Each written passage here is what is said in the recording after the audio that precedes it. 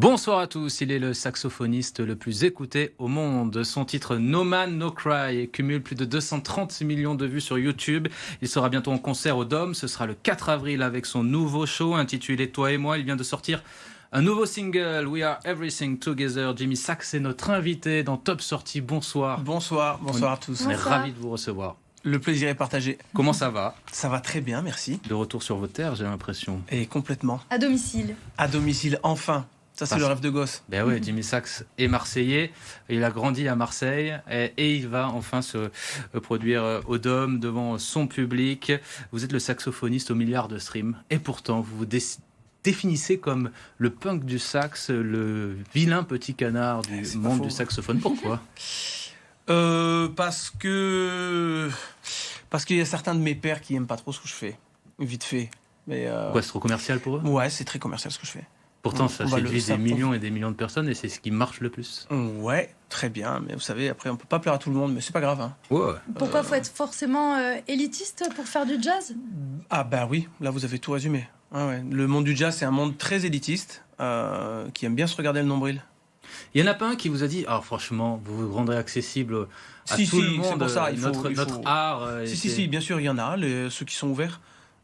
Mais après, on va pas s'attarder là-dessus, dans le sens où je suis très content de défendre mon instrument et j'ai ouvert la voie à plein de jeunes. Donc c'est ça surtout ma grande fierté, c'est qu'il y ait plein de jeunes qui démarrent le sax grâce à ce mouvement dans lequel je fais partie. J'aimerais parler de la genèse de votre arrivée en musique. En fait, vous venez du milieu du rock. Ouais. Vous étiez donc chanteur, guitariste. Vous touchez à tout finalement. Pourquoi avoir choisi de passer au saxophone et ne pas être resté sur ce milieu du rock ? On le rappelle, votre groupe, l'Inspector, votre groupe de lycéens, vous aviez 16-17 ans, c'était à Marseille. Et je l'ai gardé jusqu'à mes 25 ans. Ce groupe, on est même allé jusqu'à signer dans une maison de disques, on a enregistré dans le studio RAC à Londres. C'est des années fantastiques de ma vie. Il y a quelques images qu'on voit actuellement. Ah ok, c'était des années c'était vraiment génial. Et après, la vie a fait que le groupe s'est séparé, et, il a fallu que je gagne ma vie. Et puis j'ai rencontré quelqu'un, je le salue, c'est un Marseillais, Thierry Balestra, qui organisait des soirées à Marseille. Il m'avait vu faire un solo de sax avec ce groupe de rock, et il m'avait dit « Tu viendrais pas jouer du sax par-dessus un DJ ?» Je connaissais pas du tout ce monde-là et j'ai mis mes pieds dedans la première fois. Et puis ça a marché parce que vous êtes. Ça a décollé. Ouais. C'est une histoire d'amour qui a débuté, notamment avec la scène de nuit, les boîtes. Ah mais complètement, c'est comme ça que ça démarre, bien sûr. Le milieu de la jet set aussi, ouais. Après je deviens résident pour le Nikki Beach à Saint-Tropez. Et là c'est vrai que je change de milieu et je découvre un monde que je connais pas du tout, qui est effectivement la jet set, etc. Tout ça. Et je déménage à Saint-Barth et là, je commence à jouer. En tout cas, vous connaissez peut-être pas forcément le visage de Jimmy Sax, on est ravis de vous le présenter si vous ne le connaissez pas, mais vous connaissez certainement cette musique, No Man, No Cry. Alors moi, je l'ai écouté des centaines de fois, en pensant que c'était No Man, No Cry. Je ne comprenais pas pourquoi vous aviez pris le même titre que Bob Marley. J'ai dit, mais il est fou. Et pourtant, c'était moi qui faisais une erreur. C'était bien No Man, No Cry. Je vous propose d'écouter un extrait et on revient tout de suite après.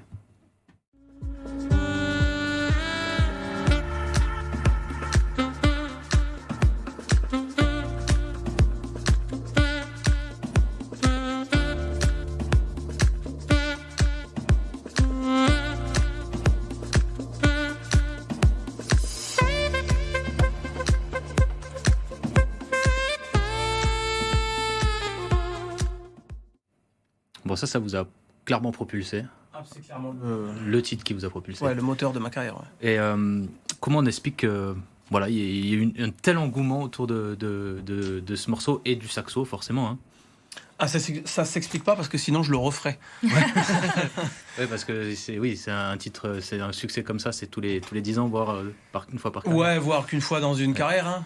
Atteindre ces chiffres-là, c'est stratosphérique. C'est vrai qu'à chaque fois avec mon équipe, quand on sort un nouveau morceau, on espère. On regarde les chiffres et puis on a toujours tendance à comparer. C'est dur d'avoir ça en référence quand même. C'est ça le problème. Et en fait, on se dit les gars, il faut retomber. En fait, on pourra pas. Je sais pas si on pourra ou pas. On essaiera, mais il faut le comparer à des trucs un peu moins massifs en fait. Sinon, ça donne le vertige. Donc non, j'ai aucune recette. Je sais pas. Je pense que c'est la sincérité du propos. Je pense la caméra qui est posée là, comme ça, on a l'impression d'être avec moi sur le canapé. Ce morceau en particulier, c'est une impro, qu'est-ce que c'est au juste? Ouais, en fait, ce morceau, j'ai un backing track que me donne un pote DJ. Et je me dis, je vais essayer de... J'ai pas composé le fond, c'est un morceau qui est de Olivier Kolexki à la base, qui a été remixé par Oracles. Et c'est l'époque où j'étais résident encore à Nikki Beach et il me donne ça pour essayer de faire un truc. Et je me dis, je vais le mettre sur ma chaîne YouTube. J'essaie une fois, je fais une impro. Puis une deuxième fois, je me dis, c'est bon, je l'ai. Puis je me dis, je vais faire une troisième, quoi. Et sur cette troisième où je trouve. C'est 6 minutes 36, là, c'est de l'impro. Où je trouve ce pa-la-pa-pa-pa-la-pa qui fait que c'est le thème du morceau. Dans vos concerts, d'ailleurs, tout le monde scande ce fameux pa-la-pap. Ouais, tout le monde le chante. C'est chouette. Et ouais, c'est la magie de la musique, en fait. On sait jamais. Non, mais j'allais venir. Comme vous êtes Marseillais, vous avez travaillé avec peut-être le plus grand Marseillais du moment, Jul. Racontez-nous votre rencontre, comment ça s'est fait et comment vous avez vécu l'expérience. En fait, moi, je regardais une interview du rappeur Vald qui racontait sa rencontre avec Jul et Jul explique à Vald qui lui dit à cette période-là, à chaque fois que j'ai fini d'enregistrer, j'écoute ça, regarde, c'est Jamie Sachs. Et moi, je regardais l'interview comme ça. Donc j'envoie un petit message, un petit DM aux deux sur Insta en leur disant merci, c'est gentil, ça fait plaisir. Oui. Et 2-3 jours après, je reçois un message du J qui m'envoie salut frérot, ça va. Il me dit ça de botterie de poser sur l'album. En pleine simplicité et puis en fait c'est facile de travailler avec Jul. C'est facile de travailler avec Jul s'il a envie que vous travaillez avec lui. C'est lui qui décide. Donc après ça s'est fait de façon très naturelle. Après c'est vrai que comme je suis Marseillais, je pense que c'est un truc important pour lui.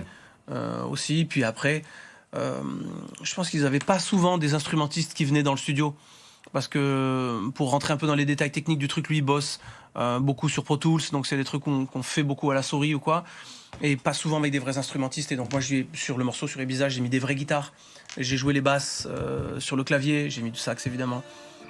Et donc, il était en plein kiff de voir le processus avec des musiciens à côté, quoi. Jul, d'ailleurs, qui vous a invité avec lui au Stade Vélodrome pour son concert. Il y a une petite anecdote sur ce concert-là. On va voir quelques images.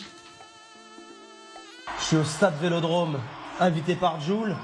Il y a 85 000 personnes et ma chemise se coince dans mon saxophone. Et là, on voit, elle est bloquée de fou, quoi. Et je tire, et pam! Et là, c'est mon micro qui tombe. Voilà, là, c'est fini, j'ai plus de micro. Il y a 85 000 personnes. Le concert est terminé, merci, au revoir. Il y a 5 trucs, c'est pas juste un jack comme un casque micro. Regarde, ma main, elle tremble, et hop, j'arrive à le mettre du premier coup, comme ça. Je sais pas comment, c'est la magie du truc. Et là, hop, c'est à moi de jouer. À une seconde près, c'était mort.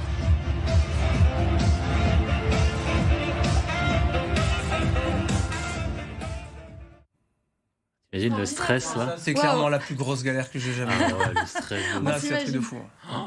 C'est un truc de fou parce que je sors... Ouais, mais heureusement que j'ai 1500 concerts derrière moi, sinon c'est la panique absolue. C'est la panique pour tout le monde. Non, mais en vrai, c'est un micro devant 85 000 personnes. Non, mais déjà le ramasser, le retrouver, mais les gens s'en sont aperçus ou pas? Alors il y en a certains, j'ai trouvé des vidéos sur TikTok où on me voit ramasser le micro, etc., la raccrocher. Il y en a, mais honnêtement, il n'y a pas beaucoup de gens qui l'ont capté. Une autre anecdote peut-être à Marseille avec le pape notamment, l'avenue du pape François. Ouais, c'est vrai que j'avais eu la chance de pouvoir jouer pour le pape au Vatican 2 fois, parce que le Vatican organise un concert qui s'appelle le Concerto di Natale, c'est le concert de Noël, et ils invitent des artistes italiens et internationaux à venir jouer pour une cause caritative, ça change toutes les années. Et donc du coup, j'avais eu une belle présence sur la scène. J'avais réveillé un peu tout le monde parce que c'est pas toujours très dansant les gens qu'ils invitent. et donc du coup, ils avaient trouvé ça cool que je sois là au moment où le pape arriverait dans le stade pour réveiller un peu le. Et donc l'histoire avec Marseille qui n'est pas prête de s'arrêter puisque vous êtes le 4 avril prochain au Dôme pour votre nouveau show, Toi et moi. Qu'est-ce que le public va pouvoir découvrir dans ce spectacle? Qu'est-ce que vous allez offrir aux Marseillais?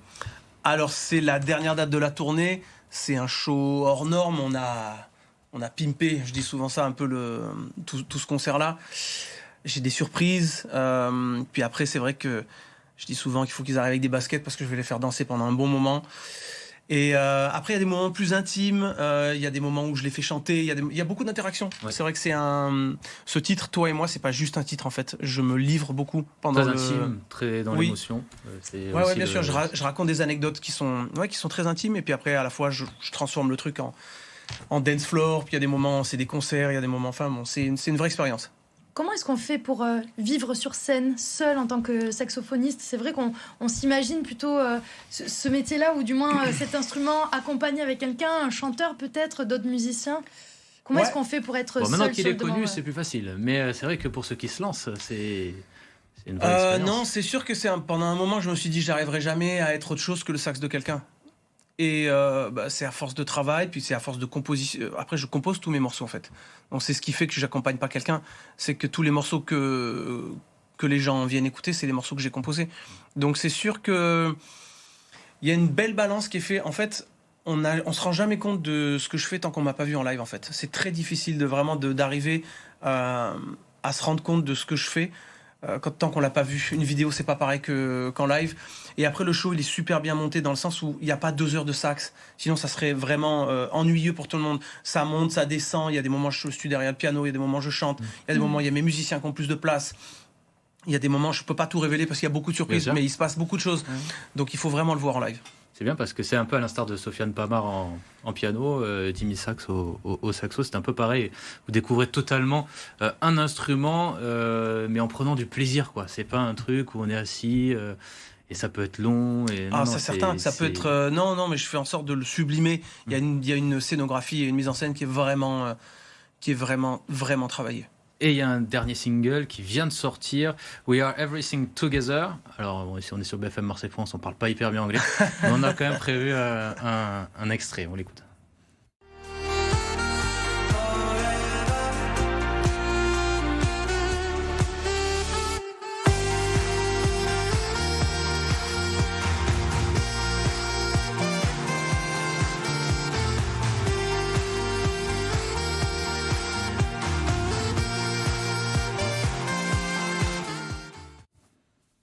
Bon, alors, quelle est l'histoire derrière ce titre ?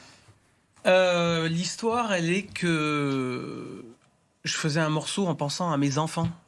C'est un morceau de clan familial, presque, ce truc-là. J'avais fait un morceau pour mon premier fils, puis pour mon deuxième, puis pour ma femme, et je me suis dit, on n'a pas de chanson ensemble, et en fait, on est un tout ensemble, c'est ça que ça veut dire. Et après, c'est vrai qu'avec ce qui se passe dans l'actualité, là, c'est vrai que c'est un morceau qui rassemble. Bon, même si on est sur BFM Marseille, quand même, le We Are Everything Together, c'est quand même assez facile, même si vous avez mis... de tout provençal, quoi. Ouais, voilà, ça veut dire qu'ensemble, on est un tout, et que c'est un morceau d'union, en fait, pour se rassembler, quoi. Et on pourra le découvrir, j'imagine, lors du show au Dôme. Ouais, là, allez, ça va, je brise la surprise, mais ouais, je le joue. Évidemment, je joue au Dôme le 4 avril. J'ai pas regardé s'il restait des places. Il reste quelques places. Il reste quelques places. Bon, ça va partir vite, donc dépêchez-vous si vous souhaitez prendre des places. On vous mettra le lien sur nos réseaux.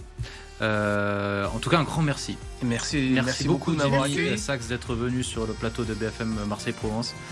Ça fait du bien, un petit retour aux sources, nous on en profite. Ah, moi je suis ravi d'être à Marseille, je suis ravi d'être à Marseille. Parce que vous passez partout, New York, Saint-Barth, vous vivez, non ? J'y vivais, je vis sur une autre île maintenant. Ah bah génial. Bon, moi aussi j'ai envie de partir vivre seul. J'ai envie de jouer du saxophone sur la plage, voilà. Et bah. Toujours en Province, genre, quand même. Ouais, c'est dur de trouver une île en Provence, hein, il y a l'île sur Sorgue. Allez au Frioul, allez au Frioul, sinon. Au Frioul, voilà, c'est très bien. Merci beaucoup d'être venu sur le plateau de Top Sortie. Belle soirée à vous et bon concert surtout le 4 avril au Dôme. Merci.